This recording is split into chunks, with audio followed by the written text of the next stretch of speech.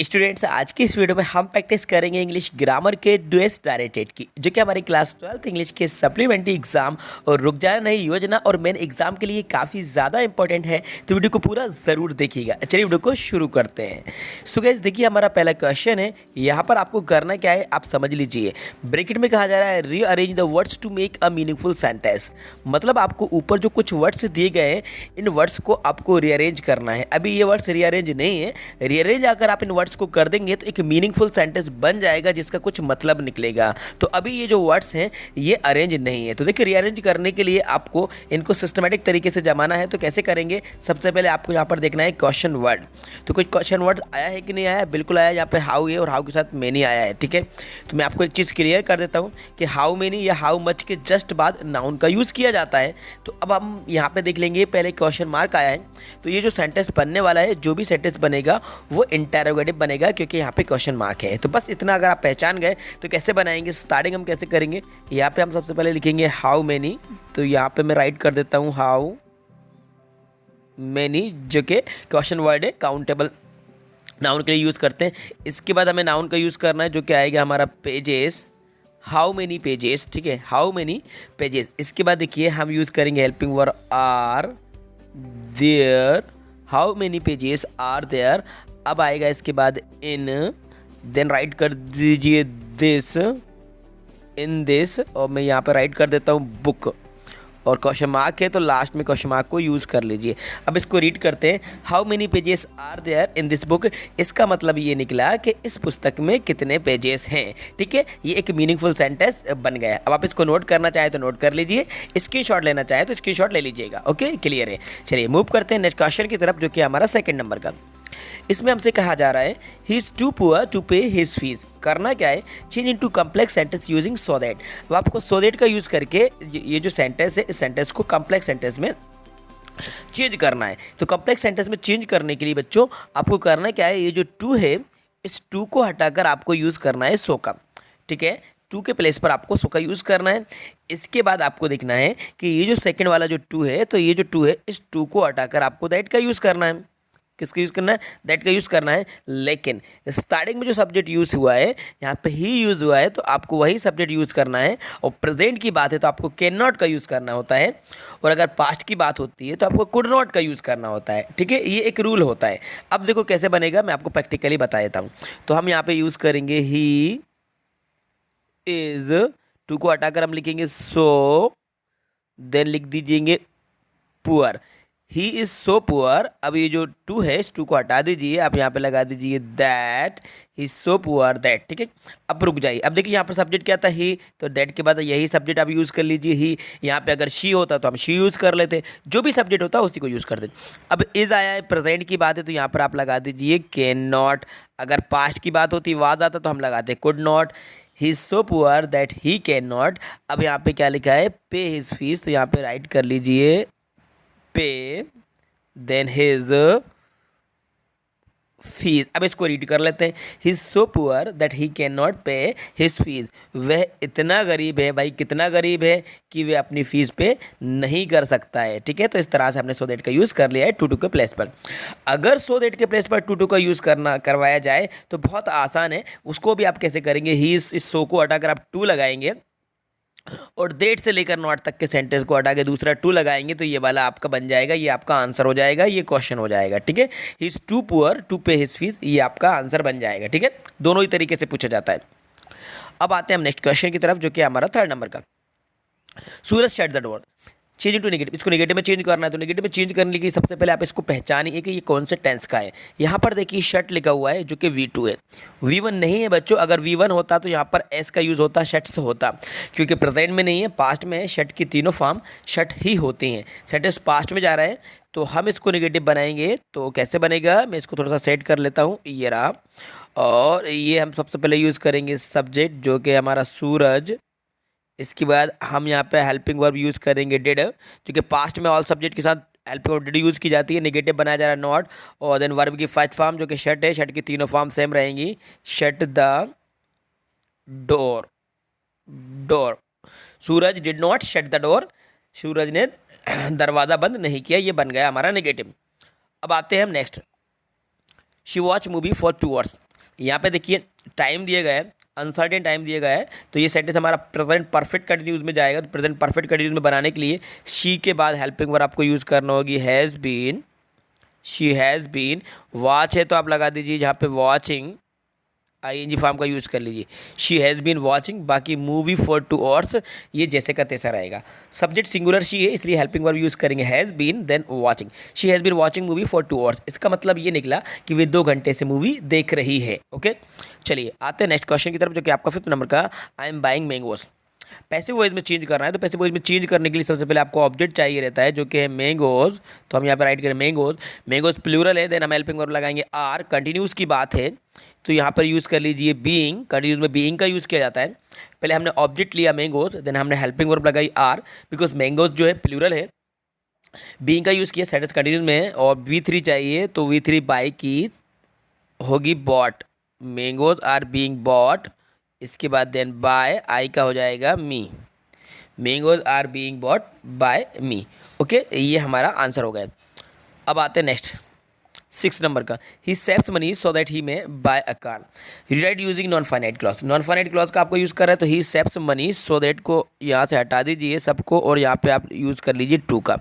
He saves money to buy a car, ये right answer हो जाएगा। ठीक है, बहुत ईजी है, he saves money to buy a car. Okay, चलिए नेक्स्ट है जो कि आपका 7 नंबर का है, we will leave as soon as the taxi arrives. No sooner than का आपको यूज़ करना है, तो स्टार्टिंग में नो सूनर देन का यूज़ हो जाएगा। कैसे होगा देख लेते हैं, एक बार समझ लीजिए।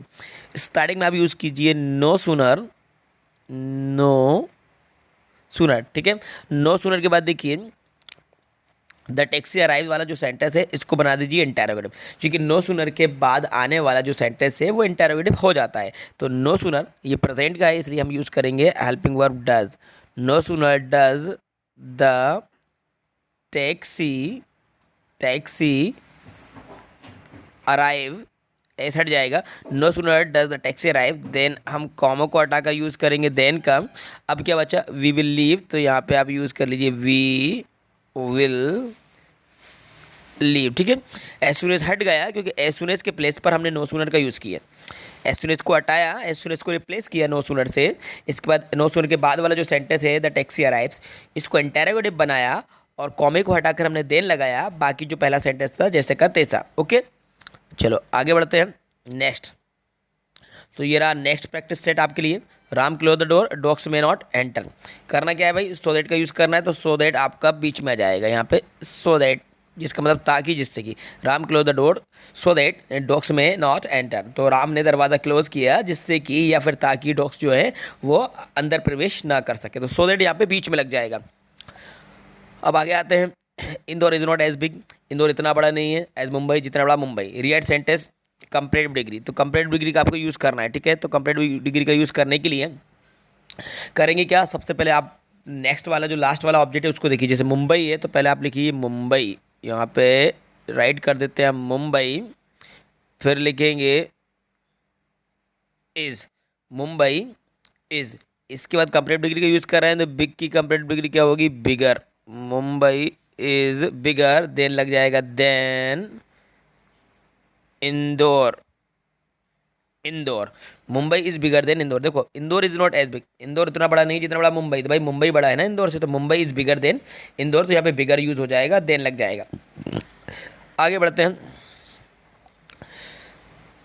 He is not honest, he is not hard working. Neither nor का यूज़ करना है, तो देखो भाई नाइदर नॉर का यूज़ करने के लिए आप यूज़ कीजिए ही इज़, नॉट को हटाइए, यहाँ पे यूज़ कर लीजिए नाइदर, ही इज़ नाइदर। अब क्या है भाई ऑनेस्ट, और ये ही इज़ नॉट पूरा हट जाएगा, यहाँ पे यूज़ करिए नॉर। फिर क्या भाई हार्ड वर्किंग, तो यहाँ पे यूज़ कर लीजिए हार्ड वर्किंग। ओके, अब इसको रीड करिए, he is neither honest nor hard working, मतलब ये निकला वे ना तो ईमानदार है ना ही मेहनती है। He is not honest not hard working. तो नाइदर नॉर का यूज़ करने के लिए पहले वाला जो ऑब्जेक्ट है उसके पहले हम नाइदर लगाते हैं, और दूसरे वाले क्लोज के पहले नॉर का यूज़ करते हैं, और नॉट हट जाता है क्योंकि नाइदर में नॉट इंक्लूडेड होता है। ओके, चलिए मूव करते हैं नेक्स्ट, जो कि है हमारा डी वाला। You can write in ink, you can write in pencil. Either or, तो आइदर और भी बिल्कुल नाइदर नॉर की तरह है, तो यू कैन राइट ऐसा लिखेंगे, देखो यू कैन राइट। अब यहाँ पे इन इंक है तो यहाँ पे पहले लगा दीजिए either in ink. You can write either in ink, इसके बाद यू कैन राइट ये सब हट जाएगा। आप यहाँ पे लगा दीजिए और फिर क्या भाई, इन पेंसिल है नेक्स्ट ऑप्शन, तो यहाँ पे पेंसिल का यूज़ कर लीजिएगा, ठीक है। You can write either in ink or in pencil. अब आते हैं नेक्स्ट, ये रहा आपका, Sita gets up at 6:30 morning. तो ईच या एवरी, तो देखो यहाँ पे टाइम वगैरह नहीं दिया है, यहाँ पे डेज के बारे में बात नहीं चली, नंबर्स वाली बात नहीं चल रही है, तो हम यूज़ करेंगे यहाँ पर एवरी का। Sita gets up at 6:30 every morning, ठीक है। तो एवरी का यूज़ होगा और एवरी राइट आंसर है। ओके, क्लियर है। अब देखते हैं कितने सेट बचे हुए हैं। एक सेट और बचा हुआ है तो उसको भी मैं आपको एक्सप्लेन करा देता हूँ। ये रहा, the poor ought to help. इसको अरेंज करना है तो भाई अरेंज करने के लिए देखिए भाई इसमें सब्जेक्ट देखिए क्या है, वी के बाद लग जाएगा ought to then help the needy and the poor, ठीक है, ऐसा कर लेना। ये हो जाएगा right answer, we ought to help the needy and the poor, ठीक है, ये राइट आंसर है। He is too poor to pay his fees, so that का यूज़ कर रहा है, सो दैट का भी आया था ऊपर, मैंने आपको बता दिया है। इसका आंसर मुझे कमेंट्स बॉक्स में कमेंट्स करके बताएंगे। अभिषेक शर्त और ऊपर आया था, सेम आपसे बन जाएगा। आगे बढ़िए, the boy is my friend, he is sitting at the last bench row, ये आपको बता देता हूँ। Combine sentence using relative clause, relative clause का 100% एग्जाम में आएगा। The boy is my friend, he is sitting in the last row, तो कैसे बनेगा, आप सबसे पहले यूज़ करिए द बॉय, इसके बाद यही हट जाएगा, यहाँ पे यूज़ करिए who is, the boy who is sitting in the last row is my friend, ये राइट आंसर होगा। The boy who is sitting in the last row is my friend. Writing में ध्यान मत देना क्योंकि इस तरह से राइटिंग ऐसी ही आती है, आप इसके स्पेलिंग को करेक्ट लिखिएगा। आप जमा के अच्छी हैंड राइटिंग में अपनी नोटबुक में लिख लीजिएगा, बस आपको समझना है, यहाँ पे राइटिंग पे फोकस नहीं करना है, आप अपने नोटबुक में राइटिंग पे फोकस कीजिएगा, ठीक है। चलिए, ये क्लियर हुआ। अब आगे बढ़ते हैं नेक्स्ट, जो कि हमारा 5th नंबर का, they have postpone the concert change the passive voice. तो पैसिव वॉइस चेंज करना है तो देखो द कंसर्ट, पहले लिखेंगे द कंसर्ट, परफेक्ट की बात है तो यहाँ पे यूज़ करेंगे has been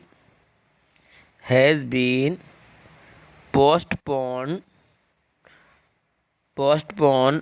by them, the concert has been postpone by them. Okay, तो इस तरह से ये पैसिव वॉइस हो गया है। तो बच्चों, जो मैंने सेट आपको एक्सप्लेन कराए हैं, जो डुएस डायरेक्टेड की इस वीडियो के अंदर हमने प्रैक्टिस की है, ये काफ़ी ज़्यादा इंपॉर्टेंट है क्योंकि एग्जाम में इस तरह से ही डुएस डायरेक्टेड पूछे जाते हैं। थोड़ा बहुत सब्जेक्ट को ऑब्जेक्ट को चेंज कर दिया जाता है, बाकी ग्रामर का जो लेवल है वो वही रहता है। जैसे कि सो दैट का यूज़ आ रहा है, नेगेटिव आ रहा है, इंटरोगेटिव आ रहा है, एक रीअरेंज करने के लिए आ रहा है, कंजक्शन आ रहा है, क्लॉज आ रहा है, बस यही कुछ आपके एग्जाम में क्वेश्चंस आने वाले हैं डुएस डायरेक्टेड के इंग्लिश ग्रामर के। तो बस आपको इसकी प्रैक्टिस करना है। इस वीडियो को अगर 1-2 बार और प्ले करके देखेंगे तो सारे ही आपसे डुएस डायरेक्टेड बनने लगेंगे और मेन एग्जाम में भी आप डुएस डायरेक्टेड को बिल्कुल सही कर पाओगे और ग्रामर में से 100% मार्क्स ले पाओगे। एक भी नंबर आपका ग्रामर में नहीं कटेगा। अगर आप हमारी सारी वीडियोस को पहले से देखते आ रहे हैं तो उम्मीद करता हूं कि आपसे डुएस डायरेक्टेड और इंग्लिश ग्रामर के फिर आपसे बिल्कुल 100% बन जाएंगे। तो इस वीडियो को लाइक करिए, अपने दोस्तों के साथ शेयर करिए और यदि चैनल पर नए हैं तो चैनल को जरूर सब्सक्राइब कर लीजिएगा, साथ में बेल आइकन को प्रेस कर दीजिएगा सो दैट जब भी नई वीडियो अपलोड की जाएगी उसका नोटिफिकेशन सबसे पहले आपको टाइम पर मिल जाएगा। Thanks for watching.